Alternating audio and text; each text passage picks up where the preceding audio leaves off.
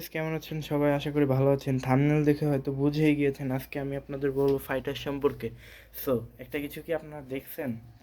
দেখেন, একটা mail fighter এবং একটা ফিমেল ফাইটার কিন্তু একসাথে আছে, ঠিক আছে? তো অনেকেই আর কি বলে যে ফাইটারগুলো একসাথে থাকে না, মারামারি করে। দেখতে পাচ্ছেন দুইটা কিন্তু পাশাপাশি আসছে, কিন্তু কই ওরা তো কোনো মারামারি করতেছে না, দেখতে পাচ্ছেন? সো গাইজ, আপনারা যারা ফাইটার একসাথে রাখতে চান অবশ্যই রাখতে পারবেন। দেখেন, আমি লাইভ প্রমাণ, এই দেখেন আমি রাখছি, ঠিক আছে? তো অনেকেই বলে যে রাখা যায় না, দেখতে পাচ্ছেন এই যে মানে রাখা যায়, ঠিক আছে? আপনারা ট্রাই করে দেখতে পারেন। ট্রাই করা কি গাইজ, এমনি এটা রাখা যায়, ঠিক আছে?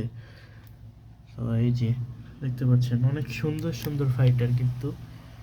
তো এটা হাফ মুন, এটা আর কি আপনার হাফ মুন ফিমেল, ওটা লং টেল, ঠিক আছে?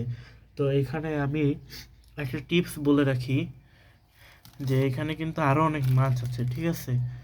তো ওদের সাথে আর কি এরা একসাথে থাকতেছে, হয়তো বা তার জন্য মারামারি নাও করতে পারেন, বাট এমনি এরা মারামারি করতেছে না, ঠিক আছে? তো গাইজ, আজকের ভিডিওটা এই পর্যন্তই। আশা করি সবার অনেক ভালো লাগছে।